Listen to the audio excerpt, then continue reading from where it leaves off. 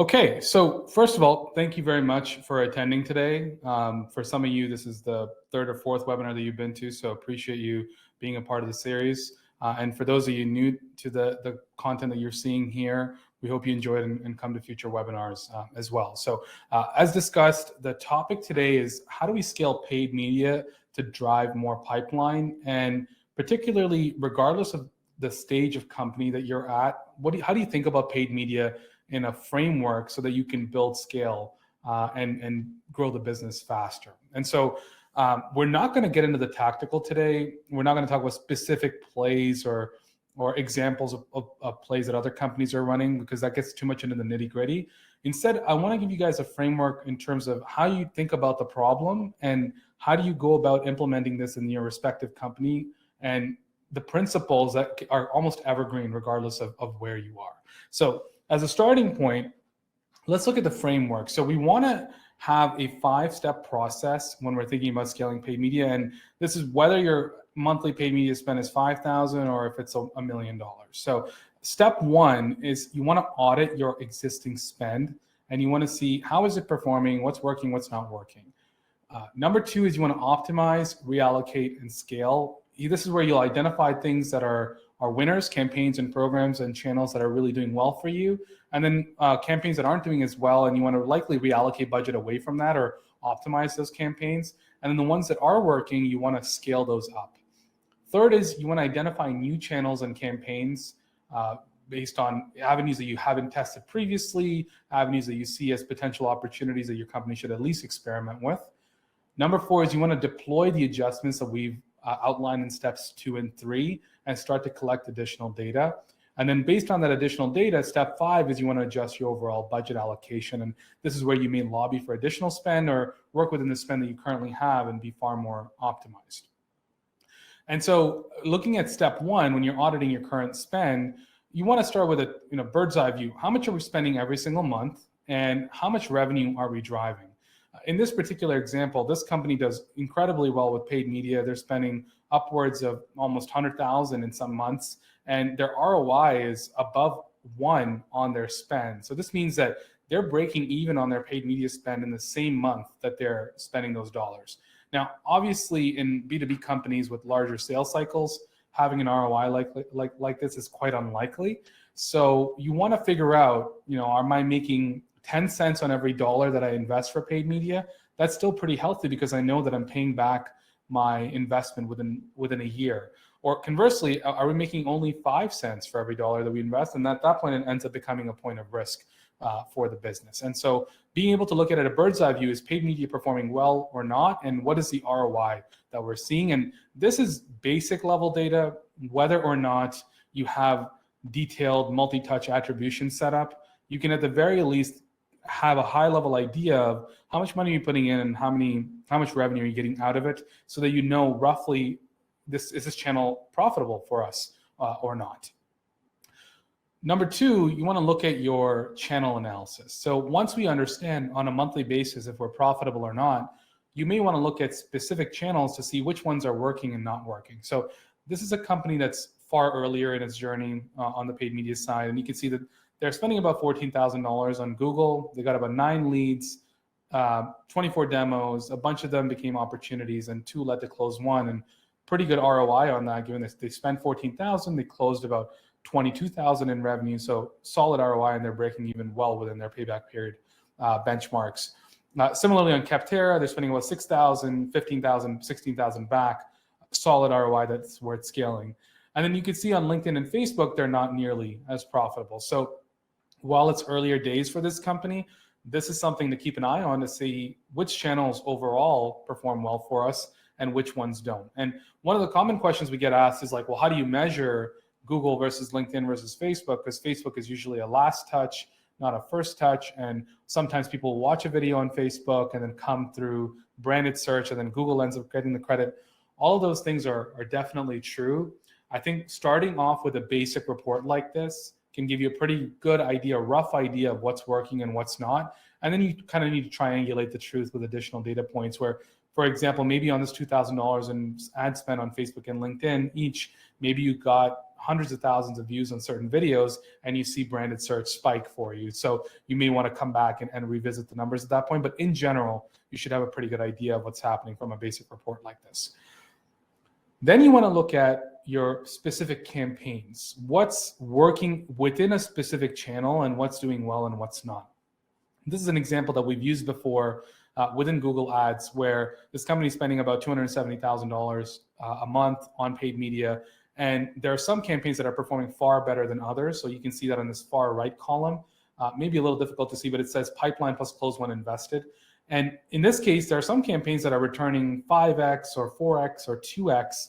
And there are other campaigns that are only making 38 cents on every dollar that's invested. And so immediately those become opportunities to either reallocate and optimize. For example, here, they're spending about $83,000 on this keyword cluster and getting 38 cents on the dollar back. Whereas comparatively on a different campaign, they're spending, on this one, they're spending about $9,000 and they're getting $5 for every dollar invested back on a 12-month basis. So reallocating that spend to this campaign makes a ton of sense. And without doing this exercise, it's very hard to identify where those reallocations or optimizations need to happen.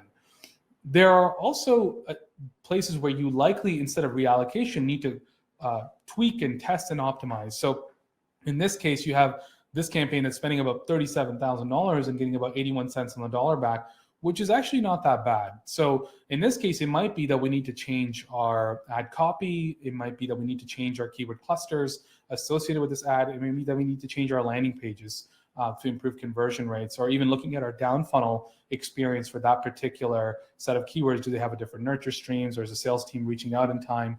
Whatever that is. But if this 0.81 can be bumped up to 1.5, immediately this becomes a campaign where we can reallocate additional budget. Similarly, in this company, if we look at their spend at a campaign level, you can see that display retargeting is not doing anything really for them. There's no pipeline, even though there's a bunch of MQLs. So it seems like they're getting low quality leads here. Conversely, if we look at some of these late funnel campaigns, they're doing incredibly well, particularly this late funnel C campaign and well, the branded campaign is more obvious, but looking at the late funnel C campaign, they've generated about $500,000 in opportunities on $90,000 of spend. And they've also closed $252,000 out of this 519. So almost a 50% conversion rate to close one. And so immediately this campaign becomes a place where you want to put even more budget than the $90,000 per month that you've previously allocated.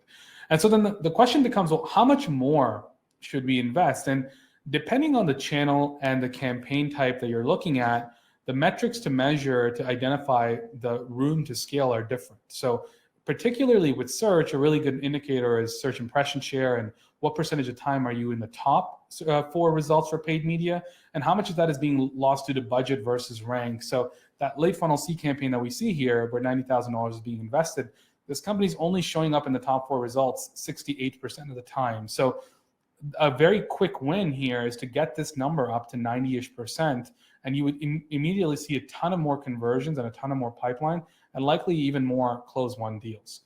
If you were to think about a similar metric for paid social, that might be looking at ad frequency. So if you've identified a list of contacts or prospects that you're targeting, how frequently do they see your ad? Are they seeing it once or twice, or are they seeing it 10 or 12 times? If they've seen the ad 10 or 12 times, you're probably at more of a saturated state with that audience than if they've only seen it once or twice. If they've seen it once or twice and it's incredibly profitable for you, that becomes a campaign that you want to put more budget into so that they see it more frequently, are able to engage with it. And then over time, if it gets to that saturated point where they've seen it 10, 20, 30 times, you need to change up the creative, change up the offer potentially to get the same audience into a different stage of the funnel. So here we're using search as the example, but the same principles apply in different channels. Similarly, here's another company where across the board, almost all of their campaigns, I think this yellow line is branded search, every other campaign is under 50% when paid search is quite profitable for them, right? So there's a ton of opportunity that you can identify in all these campaigns to double or even triple budgets. And this next slide kind of shows that, where you have these 10 campaigns running and they're spending about $100,000 a month on these campaigns. And you can see that one campaign eats up a bulk of the budget, and the rest of the campaigns are under 5,000 or under 10,000 for the most part. And so you want to forecast out, like, how much is the search impression share in these channels? how much room is there to scale the budget? How much room is it? How much is being lost due to rank, and what optimizations do we need to make? And if you want to forecast that at max, how much can we spend on these particular campaigns? So while they're spending only $100,000 a month, they actually have the potential to spend an additional $500,000 a month for these campaigns. Now, you wouldn't scale to 500,000 right away. This part of the analysis is just to say how much more room is there for us to get in front of the right audience. But then the second step of that is slowly increasing that investment per month on a step-by-step basis, and identifying, is our cost of acquisition metric in check still? Is our payback period still within 12 months or whatever our baseline is? And so at 500,000, it may turn out that the payback period is actually 2 years because you're having to overbid the whole competition. So you probably wouldn't normalize here. You may end up normalizing at 220,000 as an example. So, but by doing this exercise, you're able to at least identify, hey, there's this much more room in our market. And given how many conversions we have, we think there's an opportunity to invest a lot more budget here. Next, you want to look at where is spend going by stage of the funnel. One of the most common things that we like to preach is working backwards, right? So starting from people that are at the bottom of the funnel and working backwards to people who are less ready to buy and need more nurturing. That being said, the more mature your organization gets and the more performance there is at the bottom of the funnel, inevitably you need to move allocation higher up in the funnel. And so in this company's case, they're only spending 7% of their budget at the top of the funnel, and bottom of the funnel is at 37%, whereas the middle of the funnel is 56% of the budget. So what we'd likely want to do here is increase allocation on bottom, decrease allocation on middle because it's almost too much, and give a little bit more weight to the top of the funnel so that we can get more top of funnel leads. Now, I say that with a bit of a caveat, which is that at the top of the funnel, you're going to find more expensive leads. And so you want to ideally only go there if the middle of the funnel is maximized or it's inefficient, just to find some additional opportunities. But in a lot of cases, there are companies that have reached some level of scale. Like if these guys are spending over $250,000 a month, then focusing more on top of the funnel makes sense. But if you're earlier in your journey, just bottom and middle of funnel should eat up most of your budget, maybe even just bottom of funnel. Similarly, you want to look at the breakdown at a channel level to identify where are the opportunities. And so within Google, LinkedIn, and Facebook, there are different sets of campaigns that you can run at every stage of the journey to identify, are we actually optimized at every stage of the funnel or are we not? So on Facebook and LinkedIn, a bottom of funnel campaign might be a retargeting ad to anybody that's been to your homepage or your pricing page, whereas a middle of funnel ad might be to somebody that's downloaded a white paper and you're trying to encourage them to come to a demo or a webinar or something like that. And so if you're underinvested on those bottom of funnel campaigns, it's a good idea to ramp up your allocation before you get to that top of funnel cold prospecting campaign that's, let's say, targeting a job title or a Clearbit list that you've created or inside Facebook or whatever that is. So you want to slowly ramp up from bottom to the top, but ideally you want to look at this across all channels because you may start off with late funnel advertising in bottom of funnel on Google with, let's say, a branded search, competitor search campaigns. On LinkedIn, there's retargeting and maybe some custom audiences. On Facebook, there's retargeting. And then slowly you want to layer on the additional campaigns. As you go through that exercise, you want to identify additional channels where you can invest your paid media dollars. And so here, you want to look at which channels can play a role at each of those buyer journey stages for you to get them through to the next stage. So things like Google Ads, Capterra, G2, Software Advice, where there are categories, are often in this consideration stage where people are already ready to buy. Whereas Facebook and LinkedIn are more nurturing and cold prospecting channels unless you're using retargeting and you kind of bringing them through into your funnel and moving them to the next stage. And at the same time, channels like Capterra and G2 also play a research tool. If somebody's searching for best membership management software or best sales enablement software, well, they're likely going to come here and read a bunch of reviews and testimonials and then come to multiple competitor sites and maybe set up demos on multiple sites as well. So you want to be active on those channels for that reason. And then the last is people that are in the unaware section that don't really know a solution exists. Maybe they have some level of problem awareness, but even on the problem side, they need more education. And so leveraging platforms like LinkedIn, like Google, like Facebook, like Reddit, to get them into an educated state to understand what the problem is, to start looking for a solution. That's where you want to look at those additional channels. And each of these channels will have a list of campaigns at each of the stages. And so you want to map all of that out and kind of almost create a roadmap. And this is a very simplistic version of looking at this, but if you were to plot your company into one of these 3 stages, it would kind of give us an idea of what level of maturity you're at. So stage 1 is our companies that don't even have some of the basic campaigns live or fully optimized or scaled up. So on Google, that would mean branded competitor late funnel. On Capterra or G2, that might mean having listings on all the top 3 relevant categories to what you're selling. On LinkedIn, you might have retargeting and custom audiences. On Facebook and Instagram, you'd have just retargeting. On stage 2, you have, let's say, a bunch of the campaigns on stage 1 launched. Well, here's where you launch mid-funnel campaigns, have adjacent competitors. So if you're like, let's say, a note-taking app, you might start looking at productivity software keywords or other competitors. You may want to list in adjacent categories that are similar to what you do, but not exactly what you do. Like, let's say if you're a sales enablement software, you might want to list for a content management system. And then on LinkedIn, you're doing cold prospecting to the ICPs that you're kind of going after. And on Facebook and Instagram, you're doing some custom audiences. And then stage 3 is once you kind of optimize stage 1 and stage 2 is you're going really top of funnel and trying to find people who are unaware on early funnel campaigns and cold prospecting campaigns. If you look at the most sophisticated SaaS companies, they're often playing at stage 3. But what the mistake that other SaaS companies make is they're not, in terms of maturity, they're not really at stage 3 yet a bunch of their budget is going to stage 3 or stage 2 campaigns. While you want people who are not yet aware, who aren't in market necessarily, and you want to bring them into your funnel, you want to start with people who are in market to get the flywheel turning, to be able to provide proof points for what paid media is actually contributing to the business. And so building out all these campaigns in stage 1 and stage 2 are essential before we get to stage 3 and start talking about the dark funnel and all those kinds of things.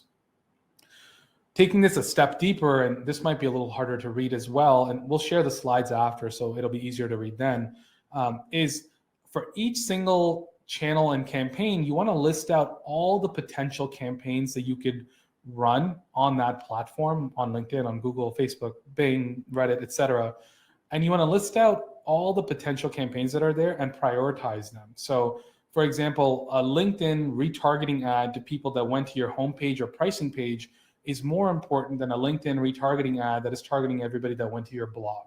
And they're both retargeting campaigns, but likely retargeting people that have gone to your blog is not highest on your priority list. Like you could do like a catch-all retargeting audience, but for the most part, you don't want to have like dedicated funnels for people that went to set up blog posts on cybersecurity, now offering them a guide on cybersecurity, to now put them in an email sequence to nurture them through to a demo, when you could totally just focus on the people that have just been to your homepage or pricing page or demo page and try to actually get them to the next stage in the sales funnel. So you want to go through a similar exercise for every single channel and identify all those different campaigns and say, what comes first? Like, do we need a YouTube pre-roll ad? Probably not, if we don't have a late funnel campaign set up or we don't have competitor campaigns set up.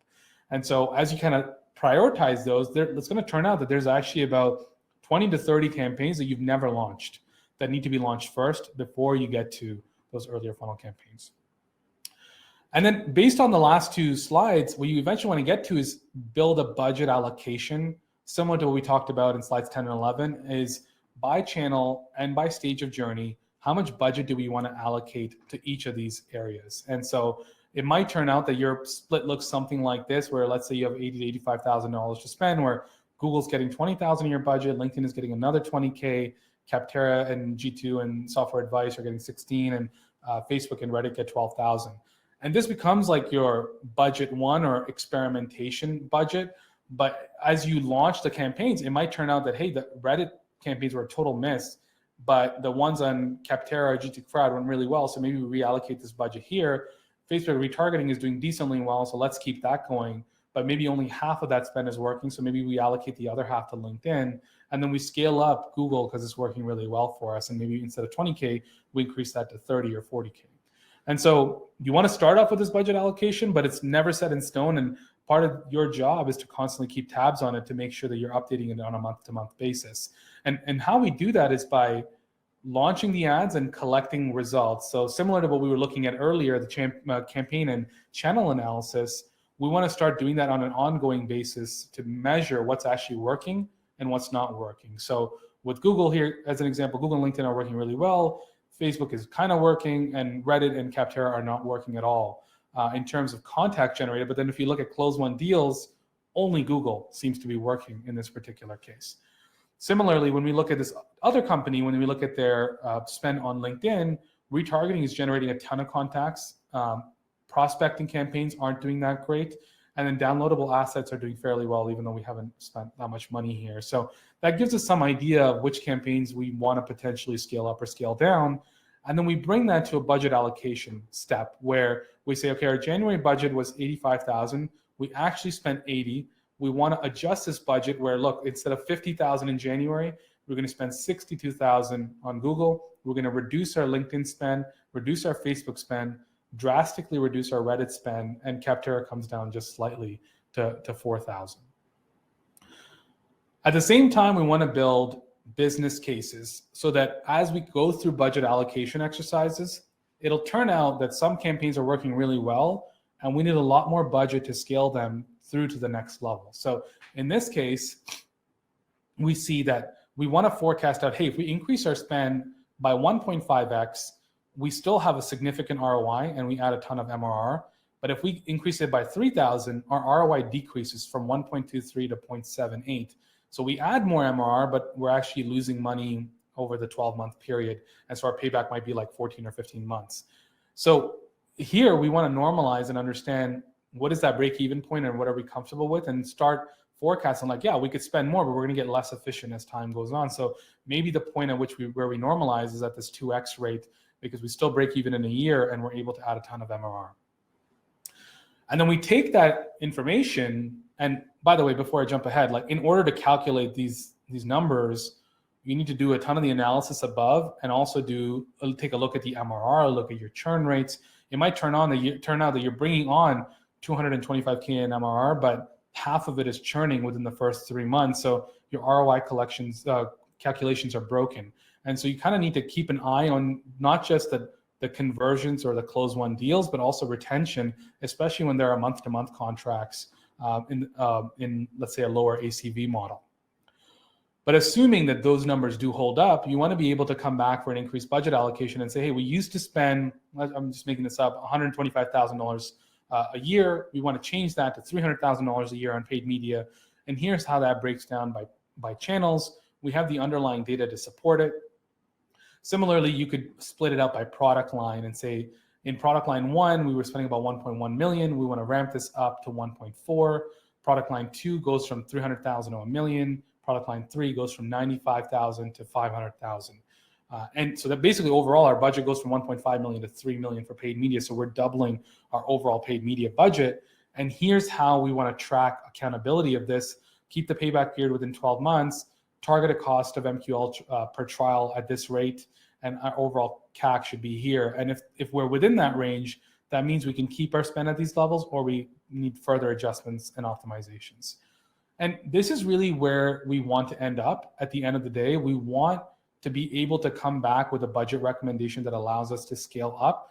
But what you're seeing in this presentation is a mechanism for constantly measuring and having that discipline to check in weekly, monthly, quarterly, annually to see what's working, what's not, and to be able to bring these numbers back to an executive team meeting or board level meeting to say, we can scale up the number of leads and MQLs and SQLs that we have in our pipeline, but here's how much more investment it's going to take. Here's where we're going to deploy. Here's what worked and didn't work. And here's how we know we're going to be able to scale to the next level.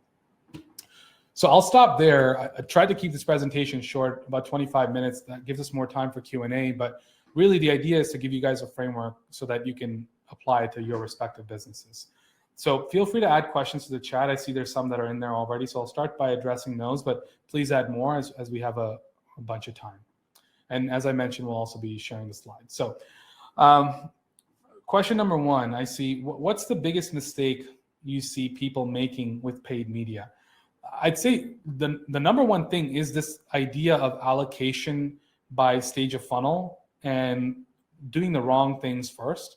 So this is like an underlying framework that we've shown you guys in the past, which is this idea of hot, warm, cold swim lanes attached to stages of the buyer journey. And the idea that we need to work backwards from people who are most ready to buy in this top right quadrant to people who are not yet in market. There is a good amount of marketing resources and content out there that suggests that you need to focus on just thought leadership content as a way to drive market demand. That has some validity, but what I find is that a lot of marketers over-index on that and don't do some of the basic playbook items that need to be done in order to build the internal political capital to be able to fund those activities. So for example, if you go and launch a podcast and do a ton of sponsored video content on Facebook, you may build your brand over the course of 5 years. But if in the next 6 months you don't increase pipeline, you're going to lose your job as a marketing leader, and you won't be able to see that playbook through. So a really big part of making this playbook a success is starting with some of those quick wins and working our way backwards to other opportunities. And you also have to trust the product. This is a really big lesson as a marketer is if you're at a company that has a phenomenal product or has a product that's capable of converting and has a good sales team or has a good customer success team, well, doing the right plays in the right order goes such a long way, because those other assets that the business has, like the product, or if there's a free trial or the sales team is really good at converting, those will also do their job. But your job is to actually get people in front of the product or the sales team in order to be able to convert. And having a lot of trust in that goes a long way. Now, if you're in a place where the product or the sales team is incapable of converting, then we have a much bigger problem, and they're almost need to go back to the drawing board as a business. But as a marketer, you kind of have to have faith in that overall funnel. Next question. I saw you report on branded separately. What are your thoughts around that? Is the assumption that branded should always perform better down the funnel? In a lot of cases, I would say that's probably true. Branded in general leads to higher conversions because people have either heard of you from somewhere or have gotten a referral or just know you from some research that they've done themselves before and just search up your name or just come to your site directly and convert. We think that, looking at branded in isolation is tricky because a lot of the nurture content, or let's say Facebook ads that you will do, will influence the branded conversions. So that's why when we come back to this overall monthly report, you almost need like a monthly report of how much should we spend this much a month and how many MQLs, SQLs, or opportunities and close won deals do we have each month, and look at the overall trend as a way of informing if all the different components in the marketing engine are actually driving value. And branded becomes a part of that. But for example, if there's a significant lift in branded, and that's after you've been putting out a lot more content, well, the content is definitely helping branded search. So you kind of want to factor that in when you're looking at branded results. Next question. If you're under a time pressure to deliver results from paid media quickly, how do you recommend accelerating this process? I mean, exactly what I just said, which is start with the quickest wins and people that are most bottom of funnel and be able to validate initial spend, especially recently with all the different cuts to valuation and the state of equity markets that you all have probably seen. Now that money is much harder to come by, having a CAC payback period of 24 months just doesn't work. It was easy when everybody was getting a unicorn valuation. And so those metrics are what matter and what you want to bring to the board level. So by starting and saying, hey, we started with 10,000 in spend, per month, we're generating 12,000 in MRR from that, or in ARR from that, so our payback is in a healthy place. And now we want to scale to the next level where instead of 10,000, we spend 25,000, and we're going to deploy it on mid-funnel or earlier funnel campaigns, and then come back in a quarter or so and say, hey, that 25,000 per month, we're now generating 27,000 or 30,000 in ARR from that. I think that's how you slowly increase it. If instead you take that 10,000 and put it all into launching a podcast and do it for 6 months, it's not going to be the best result in the short term, and that pressure will eventually lead to somebody getting fired. Next question. How do you know that ROI on a campaign is reduced by 15%? Great question. I think that was in regards to this slide. Yeah, great question. We obviously are making some basic assumptions For example, let's say we were advertising for something very competitive like e-commerce software. Well, I could get in the market with some initial ad spend, let's say 100,000 a month. But for me to go from 100,000 to 1 million a month, I'm now going to be competing far more heavily across all terms with Shopify. So whatever I put my bid at, they're going to overbid me. And then it's going to be a bidding war with other players too, like Wix and Squarespace and things like that. So inevitably, you have to have some basic assumptions. Now, it's not an exact science. And in some cases, you'll have more information because you'll know exactly what competitors are spending, or you'll have historic data. And then in other cases, you kind of have to make an educated guess and then test and then adjust your educated guess or assumption to be able to come with that. But at the very least, 10 to 15% decrease with every significant increase in spend makes a ton of sense in terms of what we've seen. What are your thoughts on paid media management software that now allows you to manage everything from one platform and use algorithms to manage ICPs, change bids, etc.? So using bid optimization software is not a bad idea. People use Acquisio, people use WordStream for certain things, and those kinds of platforms are good. I would still say that those platforms are only as good as the user or as a person that's guiding the strategy. So if it's an agency doing it or if it's an internal team doing it, it's really dependent on that. So even if you leave it to its senses, it may turn out that you have a broad match campaign running and it's just optimizing for that, and the broad match is capturing all kinds of additional keywords that don't really optimize for what it is that you're selling. And so that's why we encourage people to look at this type of campaign analysis to be able to see pipeline all the way through to close one, and almost tracking this on a monthly basis is really good practice for a good demand gen manager to know that, hey, yeah, we may be optimizing with software, but is there down funnel pipeline that is actually closing and leading to business for us at an acceptable rate? How does category creation affect paid media, if at all? Yeah, category creation is really hot topic right now. And I think every company needs a unique tilt in terms of how they think about their business and how they differentiate themselves in the market. So in that, what we're walking through here is a systematic framework to scale up the technical campaigns that you're running. On a category creation side, we would start off by saying, what is the category that we want to create? Or what is our core messaging to differentiate ourselves? So for example, with To SaaS, we think of ourselves as a marketing management consulting firm. We are not an agency. We don't try to compete for agency business. We don't try to win agency business.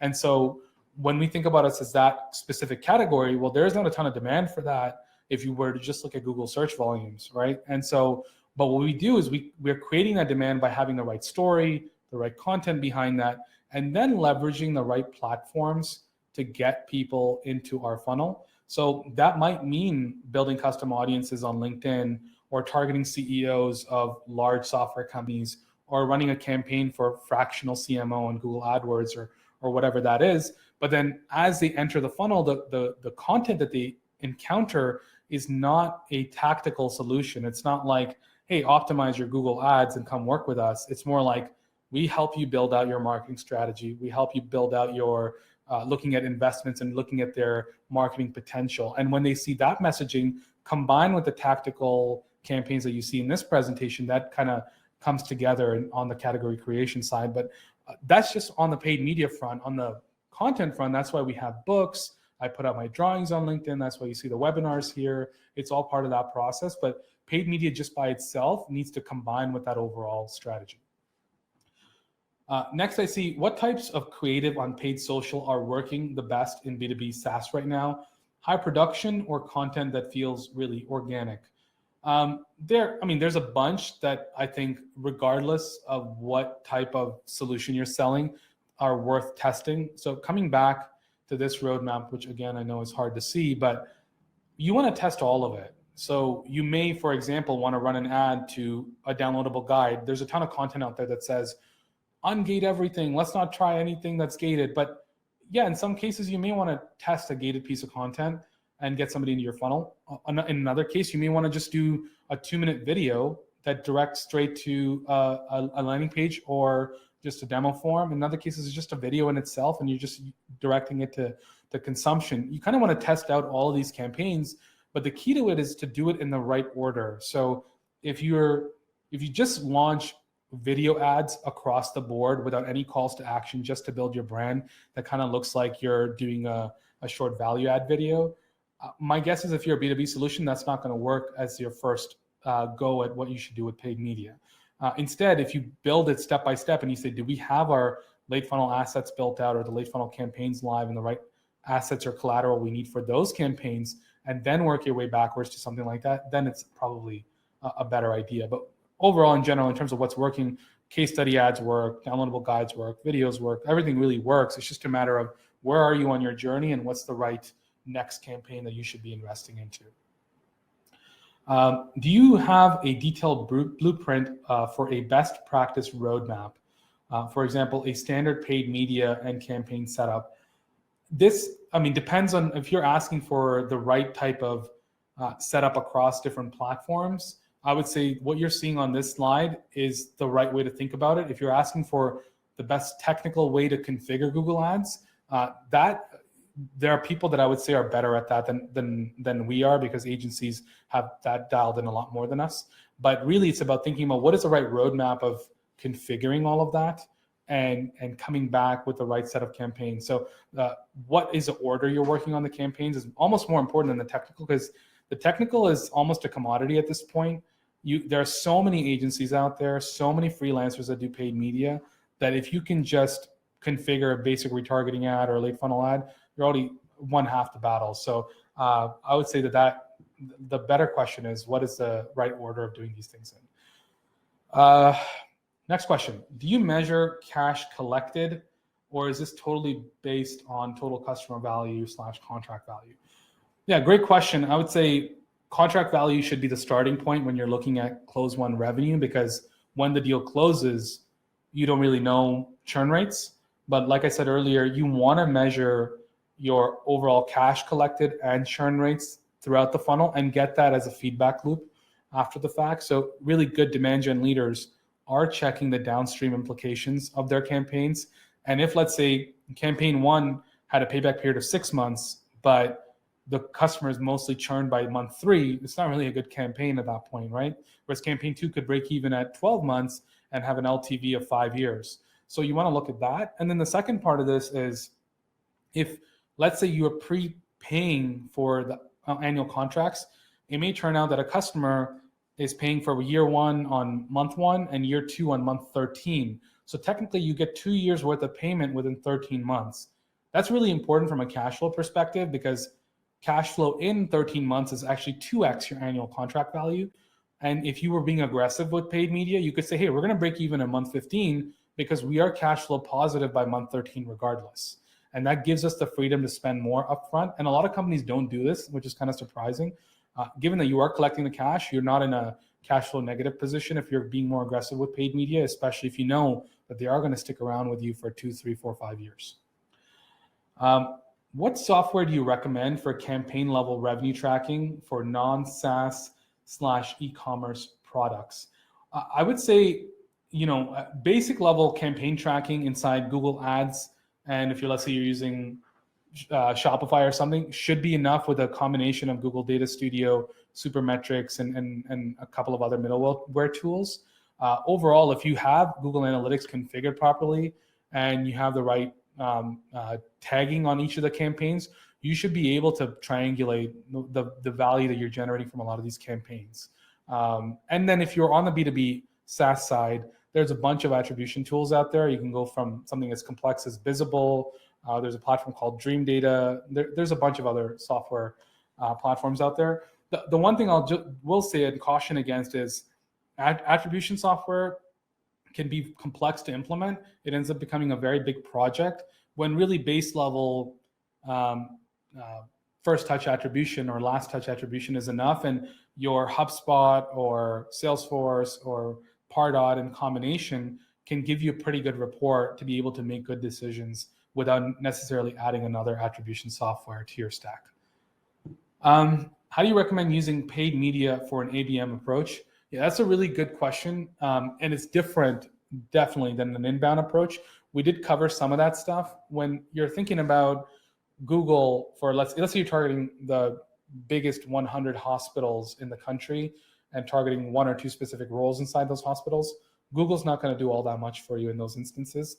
And so here is where some of the air cover and more content-driven campaigns on paid social are far more valuable. And you almost need nurture streams built out on social with a combination of video and different assets to your ideal customer profile on LinkedIn and Facebook, especially, depending on the audience, to be able to nurture them through.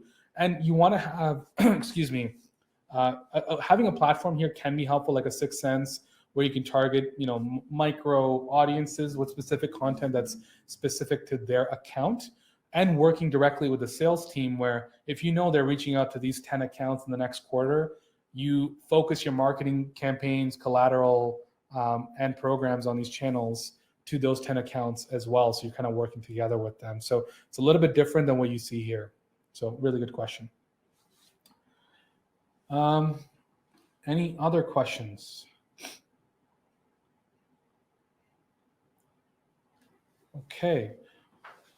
Bit of a rapid fire round, but thank you everybody for attending. Hope you enjoyed the webinar today. So as a follow-up, we'll send the recording, we'll send the slides, and all of that will be captured in one place. So appreciate the support, and we'll see you guys next time.